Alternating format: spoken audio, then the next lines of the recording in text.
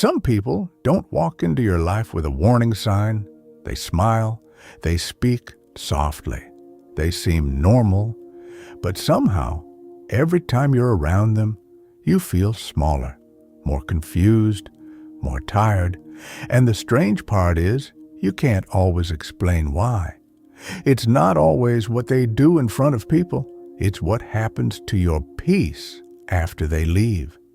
If you've ever met someone who slowly drained your energy, twisted your words, made you question yourself, or left you feeling heavy for no clear reason, stay with me, because there are signs, quiet signs, the kind most people ignore until the damage is already done, and once you see them, you can never unsee them. What makes this hard is that evil rarely looks evil in the beginning. It can look charming, helpful, even loving. That's why so many good people stay around the wrong person for far too long. They keep giving chances. They keep trying to understand. They keep blaming themselves. Maybe you've done that too. Maybe you told yourself, they're just having a bad day. Maybe you said, I'm probably overthinking. Maybe you kept shrinking your feelings just to keep the peace. But deep down, something in you knew. A healthy person may hurt you by mistake. An unhealthy person may act from pain. But an evil person often enjoys the control, the confusion, and the quiet destruction they leave behind. And this is where things begin to change. Because once you understand the signs, you stop taking their behavior personally. You stop trying to fix what was never yours to fix. And most importantly, you protect your peace before it's too late. One of the first signs is this: they enjoy your pain, not always in obvious ways. Sometimes it's a tiny smile when you fail, a strange calmness when you're crying, a cold reaction when you share something painful. You tell them you had a hard day at work, and instead of comfort, they somehow make it worse. Maybe they say, well, that's what happens when you don't think ahead. No warmth, no care, just a quiet sense that your struggle gives them something. I once knew someone who had a friend like this. Every time he shared good news, the friend went silent. But every time something went wrong, a breakup, a job problem, a family issue, the friend suddenly became more interested. At first, it looked like support. But over time, he noticed something chilling. The friend leaned in when life was painful, not to help, but to watch. To feel stronger through someone else's weakness. That's not concern. That's emotional hunger. And most people don't realize this until much later. A good person may not always know what to say, but they never feel fed by your suffering. An evil person does. They use your wounds as emotional leverage. Your hard moments become their moment to feel above you. And if you pay attention, your spirit feels it before your mind explains it. Another sign is that they lie with ease, not nervous lies, not awkward mistakes, smooth lies, the kind said with direct eye contact, the kind that make you doubt what you saw with your own eyes. This is dangerous because it slowly attacks your trust in yourself. Maybe they said something cruel yesterday. Today, when you bring it up, they smile and say, I never said that. And suddenly, your mind starts racing. Wait, did they? Did I hear it wrong? Am I being too sensitive? This is how people lose themselves, not all at once, little by little. I remember a woman who kept a small notebook because of this. Her partner would deny entire conversations, promises, insults, even events that clearly happened. So she started writing things down, dates, words, moments. And when she looked back weeks later, the truth hit hard. She wasn't crazy. She was being manipulated, That small notebook gave her sanity back, because evil often survives in confusion. The more unclear things feel, the more control they gain. But here's the truth. A person who lies to protect your feelings still carries guilt. A person who lies to control your reality feels power. That difference matters. Then there's another sign people often miss. They have no real remorse. They may say sorry. They may even sound convincing. But nothing changes. The same disrespect, the same betrayal, the same harm, again and again. Real remorse creates change. Fake remorse creates delay. It keeps you in the cycle. You think, at least they apologized. But weeks later, the wound opens again.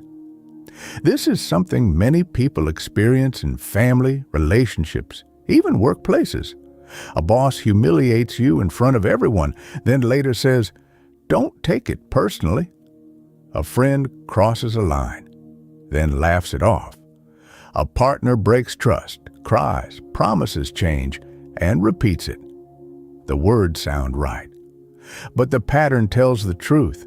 Always trust the pattern. A person who truly feels bad doesn't just regret consequences. They regret hurting you.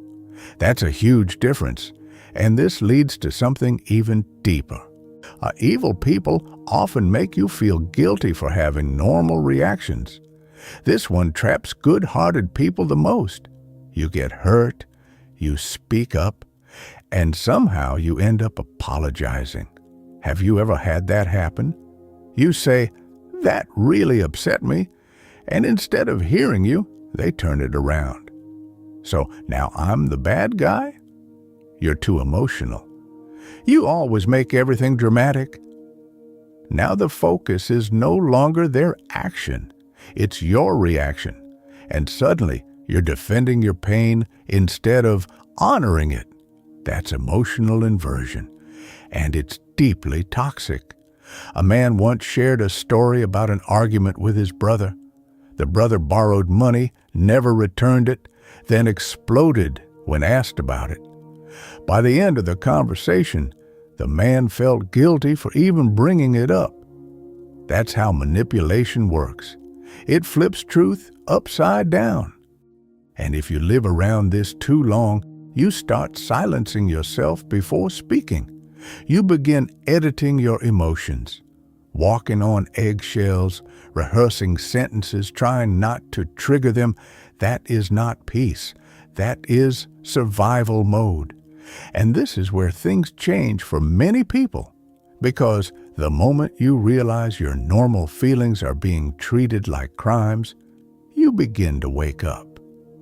Now here's the sign that often reveals everything. They destroy what is good in others, not directly, slowly. They attack confidence.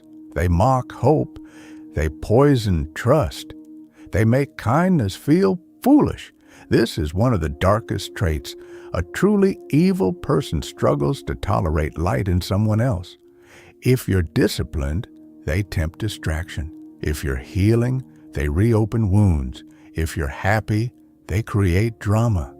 If you're growing, they remind you of old failures. Their energy pulls downward, always. I knew someone who started a small business after years of fear. It was a brave step, messy, uncertain, but brave. Most friends encouraged him. One person didn't. That person kept saying things like, "People like us never make it. You're going to embarrass yourself. Don't dream too big." At first, it sounded like realism. But it was deeper than that. They weren't protecting him from failure. They were protecting themselves from seeing him rise. Some people feel threatened by your healing because it reminds them they stayed the same. And evil often hides inside that resentment. Short line. Pay attention to who feels heavy when you shine. Now, around this point, something important happens. You may be realizing this isn't just about evil people. It's about the way certain people make your soul feel unsafe. That feeling matters because your body often notices danger before your mind gives it language. You feel tense before they text back. Your chest tightens when their name appears. You replay conversations for hours. You leave interactions drained. That's not random.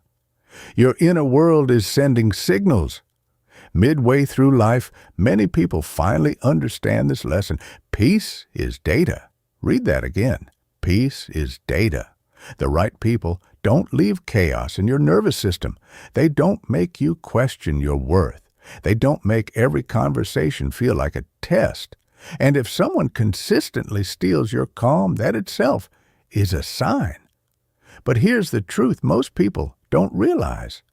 Evil doesn't always come through cruelty. Sometimes it comes through emptiness, a complete lack of conscience.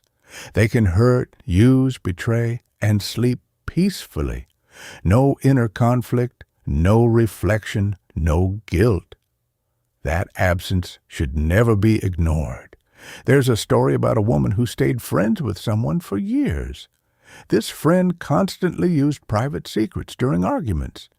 Every weakness became a weapon.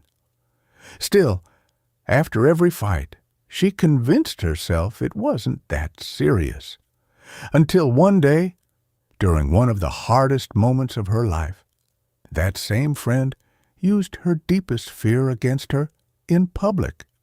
And what hurt most wasn't the words. It was the look afterward. No regret, no sadness, just emptiness. That was the moment she understood. Some people don't just make mistakes. Some people study your heart to learn where to cut. That's why boundaries are not selfish. They are protection. You do not need endless proof to step away from what repeatedly harms your spirit. You are allowed to trust what patterns have shown you. You are allowed to believe your exhaustion, your confusion, your constant anxiety around someone. These are not small things. They are warnings. And yes, sometimes good people show bad behavior. Pain can make people selfish. Stress can make people cold. But repeated harm without conscience is different. That's why Stoic wisdom teaches something powerful. Watch actions, not appearances. People reveal themselves through repeated choices, not charm, not words, not promises. Choices. Who are they when they don't get what they want? Who are they when you succeed? Who are they when you are weak? Who are they when no one is watching? The answers are always there, quietly. And once you stop arguing with reality, life becomes clearer. You stop chasing closure from people who enjoy confusion. You stop begging for honesty from practiced liars.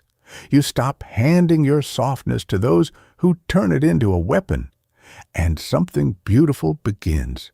You become still, strong, harder to shake. Not because life became easier, but because you finally learned that protecting your mind is part of wisdom. The goal is not to hate these people. Hate ties you to them.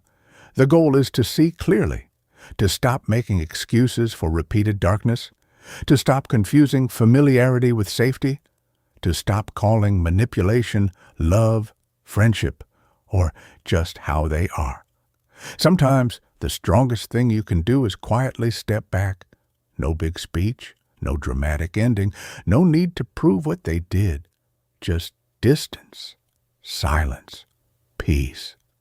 That alone changes everything, because your energy is precious, your mind is precious, your peace is precious. Not everyone deserves access to it. So if someone in your life leaves you constantly drained, guilty, confused, smaller, and unsafe inside, believe the signs. Not once, not twice. The pattern, always the pattern. And remember this: good people may hurt you, broken people may disappoint you, but evil people leave destruction and call it your fault. Once you learn that, you stop blaming yourself for the darkness others carry. You simply choose the light. Choose your peace. choose your mind, choose your distance. And most of all, choose to remain calm, strong, and in control. Because the moment you see clearly, their power over you begins to disappear. If this spoke to something deep in you, and it helped put words to what you've been feeling, consider subscribing. There's strength in learning how to protect your peace. And sometimes one clear truth can change the way you live forever.